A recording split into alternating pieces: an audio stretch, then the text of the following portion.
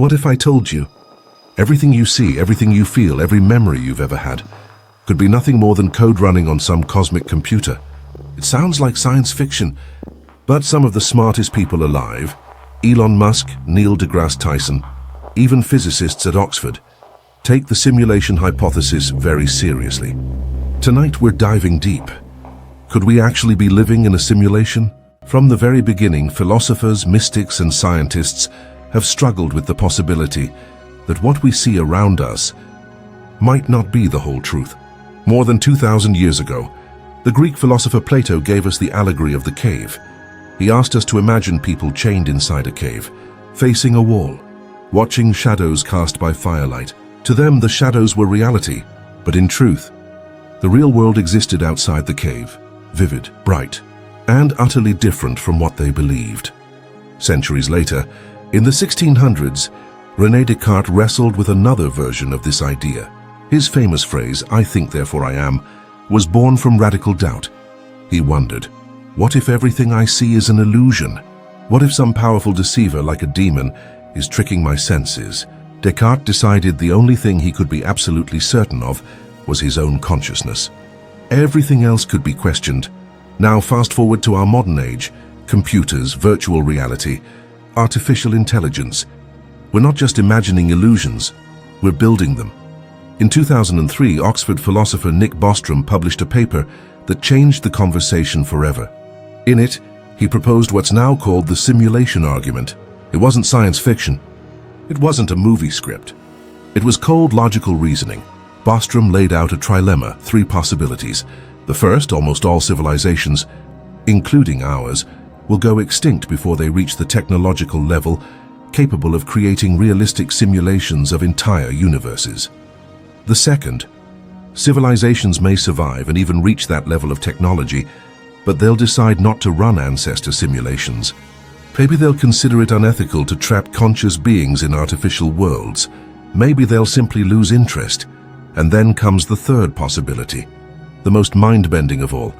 If advanced civilizations do run ancestor simulations, the number of simulated realities would vastly outnumber the one base reality.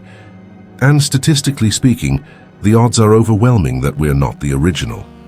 We are instead living inside one of those countless simulations. Think of it this way. 40 years ago, our best technology gave us Pong, 2 white paddles, 1 bouncing dot. Today we have hyper-realistic VR, digital landscapes where millions of players live second lives. Now imagine what this looks like 10,000 years from now, or 1 million. A civilization with that level of advancement wouldn't just make video games. They could simulate entire worlds, whole histories, even entire galaxies filled with conscious beings who would never know they were made of code. And here's the real kicker. It only takes one civilization, somewhere in the universe, to develop this technology and start running simulations. One civilization could generate billions of simulated realities. If that's the case, then the odds that we are in the one true base reality are vanishingly small. This is the unsettling foundation of the simulation hypothesis. It suggests that our lives, our struggles, even our deepest memories could be nothing more than information. Pixels on a cosmic screen running inside a computer we cannot see. It's a terrifying idea, but it's also strangely hopeful. Because if our universe is a simulation, it means the rules we think are unbreakable might not be. The code could be changed. The simulation could be hacked. The limits of what's possible may not be limits at all. If reality really is a simulation, then somewhere, hidden deep in the fabric of existence, we might find the fingerprints of the code. And here's where physics comes in. Let's start with an idea that sounds straight out of science fiction, a pixelated universe. Just like every digital photo is made of pixels, or every video game is built from tiny polygons, our universe might also have a smallest possible unit, a minimum resolution. Physicists call this the Planck length. It's unimaginably tiny, smaller than anything we can directly measure, but it represents a theoretical pixel size for the universe. If reality is continuous, like a smooth painting, then space should be infinitely divisible. But if it's a simulation, there has to be a lower limit. The point where the illusion of smoothness breaks and the pixels show through, and here's where things get strange. In quantum mechanics, the physics of the very small, Particles don't behave the way we expect. They flicker in and out of states. They exist in multiple places at once until we measure them. It's almost as if the universe doesn't bother rendering reality until someone looks, like a video game saving computing power by only loading the parts of the map you can see. One of the biggest mysteries is the speed of light. Nothing, as far as we know, can travel faster than it. But why should the universe have such a hard limit? If you look at it through the lens of the simulation hypothesis, it starts to make sense. Maybe the speed of light is not a cosmic law, but the maximum processing speed of the system running our world, the ultimate speed limit set by the cosmic hardware. And then, there are cosmic rays, high-energy particles that come from deep space and slam into Earth's atmosphere. Some scientists have suggested that if our universe is simulated, these rays might not distribute evenly, but instead reveal a kind of underlying grid, like seeing the scaffolding behind a video game. In fact, physicists at Fermilab and other institutions have begun experiments to test if space itself is made up of tiny discrete units, a kind of cosmic lattice. If they ever find such a pattern, it could be our first experimental clue that the universe is digital. But quantum mechanics holds another unsettling clue. Consider the double-slit experiment. Fire tiny particles like electrons at a screen with two slits. If no one observes them, the particles behave like waves, creating an interference pattern, as though they went through both slits at once. But if you observe them, the pattern changes. The particles act like solid matter, choosing just one slit. It's as if the universe only decides what's real when it knows someone is watching. To believers in the simulation hypothesis, this isn't just weird physics. It's the kind of behavior you'd expect in a simulated world, a system that only resolves detail when the user looks closely. After all, why waste processing power rendering every detail of the universe when your simulated beings aren't paying attention? Even Einstein was unsettled by this. He famously said, "I like to believe the moon is there even if I am not looking at it, but the math of quantum mechanics suggests otherwise." It suggests that in some sense reality is participatory, that our observations collapse the possibilities into a single outcome. Now, none of this proves we're living in a simulation. But the coincidences are hard to ignore. Physics keeps whispering to us, reality might not be what it seems. Whether it's the universe's resolution limits, the speed of light as a cosmic frame rate, or quantum mechanics behaving like an information system, the laws of nature themselves could be the breadcrumbs leading us back to the code. For every mind-bending argument in favor of the simulation hypothesis, there are equally strong reasons to doubt it. After all, extraordinary claims demand extraordinary evidence. The first big challenge is what physicists call the energy problem. Imagine the raw computing power it would take to simulate not just a planet, not just a solar system, but an entire universe with billions of galaxies, each containing billions of stars. Every particle, every atom, every quantum interaction, the processing demands would be, well, astronomical. Even our most advanced supercomputers struggle to simulate a few molecules over a short time scale. How could any civilization, even one thousands or millions of years ahead, possibly run an entire universe in perfect detail? Supporters of the hypothesis argue that maybe not everything needs to be simulated at once. Just like a video game only loads the parts of the world the player sees, maybe the universe only renders detail when needed. But skeptics point out that this shortcut still doesn't solve the problem completely. The sheer complexity of conscious beings, weather systems, and cosmic events is far beyond anything we can even begin to approximate. Then there's the consciousness problem. Let's say you can simulate a brain, every neuron, every synapse, every chemical reaction. Does that mean you've created a conscious mind? Or is it just a lifeless imitation? Consciousness is one of the deepest mysteries in science. We still don't understand how awareness arises from biological matter. If we don't know how it works, how can we assume it can be reproduced in silicon or in code? This raises a profound question. Even if a simulation looks alive, would it actually be alive? Are we making a mistake by assuming that a perfect copy of behavior automatically equals a conscious being? Another argument against the simulation idea is motive. Why would an advanced civilization bother to simulate us in the first place? Think about it. If you were thousands or millions of years ahead of us in technology, Would you really spend your energy recreating primitive human history? Would you need to? Some say sure. They might simulate their ancestors for research to learn about their own past. Others suggest it could be entertainment, like an unimaginably advanced video game. But skeptics respond, this assumes aliens or post-humans would even think like us. Why would they care? Why would they want to? And then there's Occam's razor, a principle in philosophy and science. It says that when you're faced with multiple explanations, the simplest one is usually correct. Right now, the simplest explanation is that the universe is real, not a simulation, not code, just reality. The more exotic theories, while fascinating, require us to assume entities, computers, and motives that we have no evidence for.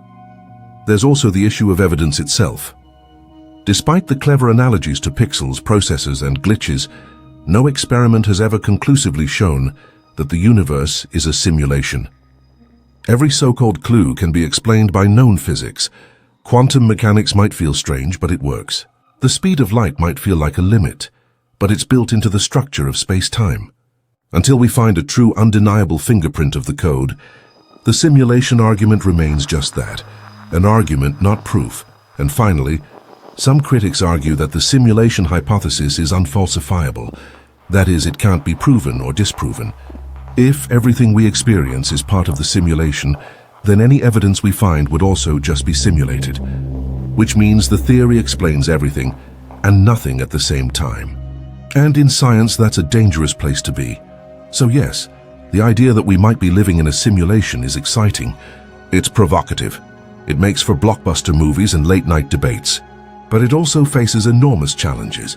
The energy problem, the consciousness mystery, the question of motive, and the risk of being an unfalsifiable theory that teeters more on philosophy than science. In short, maybe reality isn't an illusion. Maybe reality is exactly what it looks like. In 1999, a single film changed the way millions of people thought about reality. The Matrix wasn't just another sci-fi blockbuster. It was a cultural earthquake. The premise was simple but terrifying. What if the world you live in, the people you love, the streets you walk every day, are nothing more than an illusion? In the movie, humanity is trapped inside a computer-generated dream world, while their real bodies are farmed for energy by machines. Neo, the chosen one, takes the red pill and wakes up, seeing reality for what it really is. This wasn't the first time fiction asked that question, but The Matrix made it visceral. The iconic green code, the bending of physical laws, the idea of waking up from a dream, all of it etched the simulation hypothesis into pop culture forever. Suddenly, college students, philosophers, and everyday people were debating, what if we're living in the Matrix? But it didn't stop there. The idea of simulated reality spread through countless other works of fiction. In Christopher Nolan's Inception, dreams within dreams create layered realities where time and logic no longer play by our rules. In HBO's Westworld, artificially intelligent hosts struggle with the realization that their world isn't real, that their memories have been rewritten, their pain recycled, their lives scripted. In Black Mirror, entire episodes explore simulated worlds, digital afterlives, uploaded consciousness, and realities that can be paused, rewound, or deleted with the push of a button. These stories resonate because they blur the line between imagination and possibility. They force us to ask, if the characters can't tell the difference between their reality and ours, how can we? And here's the fascinating part. The influence flows both ways. Philosophy inspired science fiction, but science fiction also shapes how real scientists and thinkers imagine the problem. Elon Musk has openly said that the odds of us living in base reality are 1 in billions. Neil deGrasse Tyson gives it maybe a 50-50 chance. And countless articles, debates, and podcasts keep the question alive, partly because fiction has made it so vivid, so relatable. In a way, we're already living in miniature simulations every day. Think about it. When you scroll through Instagram or TikTok, the algorithm decides what parts of the world you see. In video games like Minecraft or No Man's Sky, players create and explore universes that feel infinite, universes with their own laws, their own physics, their own inhabitants. Virtual reality headsets immerse us in digital environments, so convincing that our brains struggle to tell the difference. To us, these are just games. But imagine a being inside one of those simulations, fully self-aware. How would they know they're not real? This is the genius of pop culture's simulation stories. They hold up a mirror. They remind us that the boundary between the real and the virtual is thinner than we think. Just 2 decades ago, VR was clunky goggles and pixelated landscapes. Today it's hyper-realistic, immersive, and almost indistinguishable from reality at times. Where will we be in another 20 years? Or 100? The Matrix effect is this. Once you've seen the possibility, you can't unsee it. The idea that reality itself might be fabricated lingers in the back of your mind. Every time you see a glitch, every time déjà vu strikes, every time technology fools your senses. And maybe that's the point. Whether or not we live in a simulation, the cultural obsession with the idea forces us to confront deeper questions. What is real? What is freedom? What is choice? And if our world is just code, what happens when someone decides to rewrite it? If the simulation hypothesis is true, then physics should hold the evidence. Somewhere in the fabric of space there should be a glitch, a bug in the code, a tiny fingerprint of the programmer. So scientists have asked, what would that evidence look like? And can we test it? One place they've looked is in cosmic rays, high-energy particles that bombard Earth from space. These particles travel across the universe, carrying secrets of its structure. If reality were simulated on a kind of cosmic grid, then those rays might reveal patterns, like light passing through pixels. In fact, physicists have begun searching for tiny irregularities in how cosmic rays scatter. If they find a repeating lattice, it would suggest that space itself is not continuous but digital, like the grid of a screen. At Fermilab in Illinois, researchers launched the holometer experiment. Its goal? To test whether space-time itself is quantized, that is, made of discrete chunks like pixels in 3D. The idea is that if the universe is a hologram or simulation, space should jitter at incredibly small scales. Think of it like static in an old TV. If the holometer can detect that noise, it could be the first hint that the fabric of reality is, in fact, artificial. Quantum physics gives us even stranger clues. The famous double-slit experiment suggests that particles exist in multiple states until observed, like a computer rendering detail only when a player looks at it. And now, with the rise of quantum computing, scientists are starting to test these principles at larger scales, pushing the boundaries of what observation really means. But here's where things get really interesting: artificial intelligence. Every year, our simulations grow more powerful. Games like No Man's Sky or Minecraft already generate entire universes algorithmically. AI can now create characters that learn, adapt, and even surprise us. If our civilization can build these small-scale realities after only a few decades of computing, imagine what a million-year-old civilization could do. They wouldn't just simulate galaxies, they could simulate histories, cultures, even conscious beings. This is why Elon Musk once said, "The odds that we're in base reality are 1 in billions." To him, the progression is simple. Pong became photorealistic games in 40 years. Where will that curve take us in another 10,000? If progress continues, simulated realities aren't just possible, they're inevitable. And if they're inevitable, then the chance we're the one true reality shrinks to almost zero.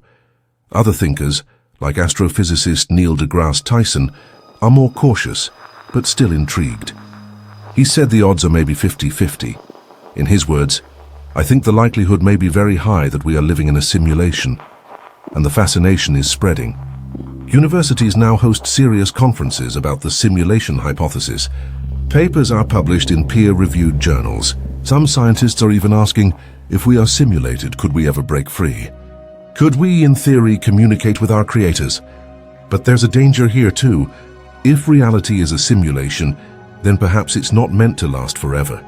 Maybe it's an experiment that could be shut down at any moment. Or maybe it's designed with boundaries we'll never cross, limits to keep the simulation stable. Some researchers speculate that the speed of light, black holes, or dark energy could all be safety features of the code. And yet, the search continues, because for scientists, even asking the question opens new ways of thinking. Even if we never prove we're in a simulation, the pursuit itself forces us to look deeper into the laws of physics, to push the boundaries of knowledge. So today, experiments with cosmic rays, holographic noise, and quantum behavior keep inching us closer to an answer. Maybe tomorrow a single discovery, a repeating pattern in the sky, a measurable grid in space-time, or a sudden unexplainable glitch will give us the first undeniable evidence. And if that day comes, everything we know about reality, science, and ourselves will change forever. If we are inside a simulation, what does that really mean?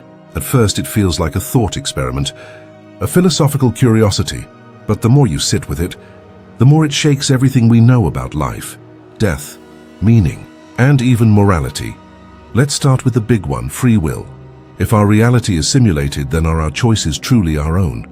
Or are we just running lines of code, acting out behaviors that were programmed from the start? Think of video game characters. You can give them freedom, but it's within limits. They can act, but only inside the rules of the engine.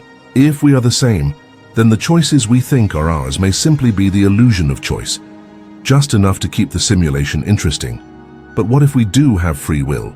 Then perhaps the simulation was designed to let us grow, to test us, or to see what happens when conscious beings are given freedom inside an artificial world. In that case, our lives might matter more, not less, because someone somewhere wanted to watch them unfold. Now think about religion and spirituality. For centuries, humans have believed in gods, creators, and higher powers who watch over us. If the simulation hypothesis is true, then maybe those ancient stories were closer to the truth than we realized.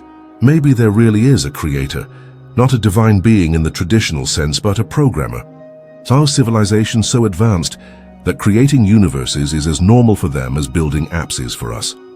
And that raises another question: why did they create us? Are we an experiment, like ants in a digital farm? Are we entertainment, like characters in a cosmic video game? Or are we something more? Maybe we are part of their history. Maybe we are their ancestors, simulated again and again, so they can watch how their past played out. This brings us to one of the most unsettling implications: death. If our reality is simulated, what happens when we die? Does the program simply delete us, shut off the character? Or does consciousness transfer somewhere else, like backing up a file? Maybe death in this world is just logging out, returning to the base reality, or even to another simulation above this one. And if that's true, then reincarnation, heaven, or the afterlife might not be myths at all. They could be features of the system. A loop in the code, a new level in the game. Of course, not everyone finds comfort in that. Some argue it makes life meaningless. If we're just code, then maybe nothing we do truly matters. But here's the twist. Meaning has always been something humans create for themselves. Whether reality is made of atoms or algorithms, the experience feels real to us. The love we feel, the pain we endure, the dreams we chase, they matter because we live them. And then there's the scariest implication of all: the shutdown. What if the simulation isn't permanent? What if we're only running until the creators lose interest, or until the experiment ends? Maybe the expansion of the universe is a timer. Maybe climate change, war, or extinction aren't random at all, but part of the script leading to an endgame. It sounds dark, but it also raises hope. Because if we're in a simulation, maybe we can hack it. Maybe we can learn to bend the rules, discover shortcuts, even communicate with whoever is running the system. Imagine sending a message out of the simulation, like characters in a game breaking the fourth wall to talk to the player. Some scientists and philosophers have even suggested we should try to signal the creators, just to see if they answer back. But here's the paradox. If we did prove we're in a simulation, would the programmers shut it down? Would they see us as broken code, characters who became self-aware, and end the experiment before it goes too far? So maybe the real question isn't whether we can find out the truth, but whether we should. Pause, music grows tense, because in the end, the simulation hypothesis doesn't just change how we see the universe, it changes how we see ourselves. Are we prisoners of code, living meaningless loops? Or are we pioneers of thought, standing on the edge of the greatest discovery in human history? Maybe the truth doesn't matter. Maybe what matters is how we live inside the simulation, whether we choose kindness or cruelty, whether we create beauty or destruction. Because even if we are simulated, even if our universe is just a line of code in some unimaginable computer, the experience is real to us. And maybe, just maybe, that's enough. So, could we actually live in a simulation? The evidence is compelling. The questions are endless and the implications are almost too much to bear. But one thing is certain, whether this is base reality or just one layer of many, our story isn't over yet. So far, we've explored the origins, the evidence, the experiments, and the mind-bending implications of the simulation hypothesis. But what comes next? Where does humanity go from here, now that the idea is on the table? First, science will continue to push deeper. Researchers are already building more powerful particle accelerators, telescopes, and quantum computers. These tools will probe the fabric of reality in ways we've never been able to before. If there are pixels of space-time, repeating patterns in cosmic rays or quantum glitches that suggest code, we might detect them within our lifetime. Imagine the day when a lab publishes data that doesn't just hint at a simulation, but points directly to it. Second, artificial intelligence and virtual reality are racing ahead. Within a few decades, we may create simulations so real that characters inside them can't tell the difference. When that happens, the line between creator and created begins to blur, and we'll have to face a sobering truth. If we can build convincing worlds, then the odds we ourselves are in one become nearly impossible to ignore. Third, there's the philosophical and ethical frontier. If we accept we might be simulated, how should we live? Should we try to communicate with the programmers? Should we rebel against the rules of the system or respect them? And if we create conscious beings in our simulations, do we owe them rights, dignity, and protection? These questions could redefine law, religion, and morality for generations. Some thinkers suggest an even stranger possibility: stacked realities.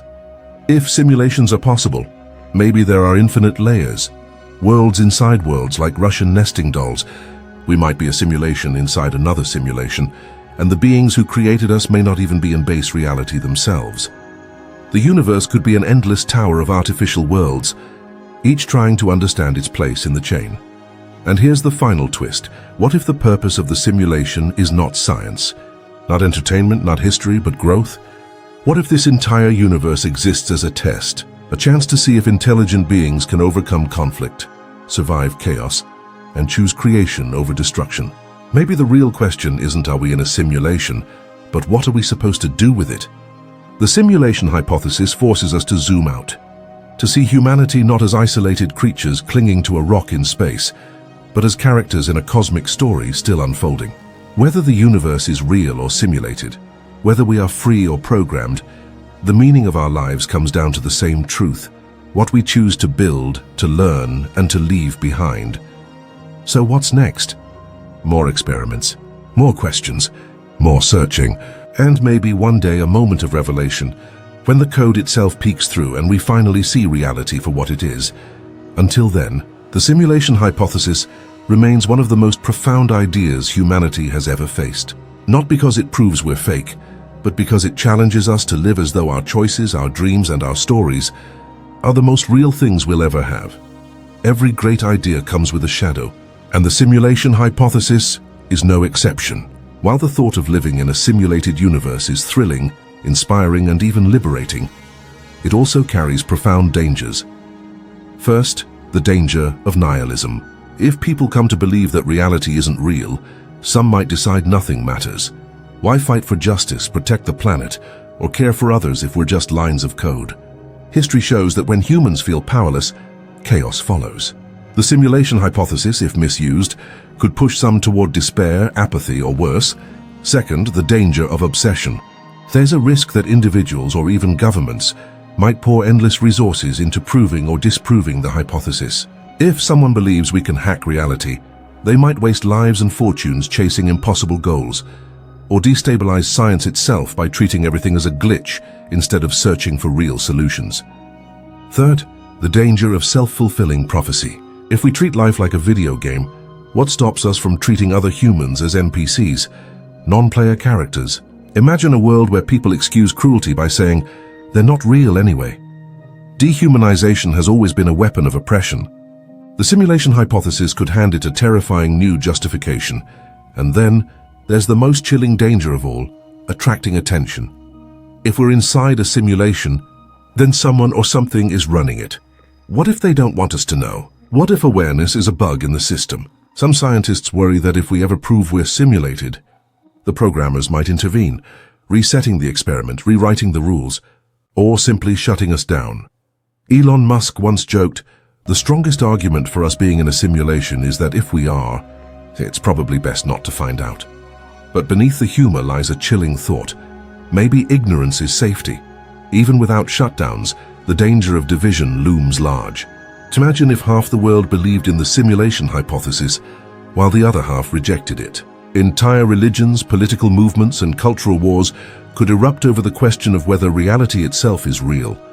Wars have been fought over less, and finally there's the danger of losing wonder. Part of what makes human life beautiful is the belief that our experiences are unique and authentic. If we reduce everything, love, art, discovery, sacrifice, to mere programmed events, we risk stripping away the magic of existence.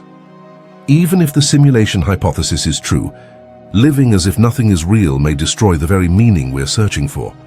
Pause, music quiets to a low, eerie drone. So maybe the greatest danger isn't whether we are in a simulation, but how we act on that belief. Because here's the paradox: even if we're simulated, the pain we feel is real to us. The love we give is real to us. The choices we make ripple through this world, code or not. The danger is forgetting that. The danger is letting the hypothesis strip away the humanity it was meant to question. In the end, the simulation hypothesis is a double-edged sword. It can inspire us to think bigger, to explore deeper, and to reimagine our place in the cosmos. But it can also tempt us into darkness, into meaninglessness, obsession, and fear.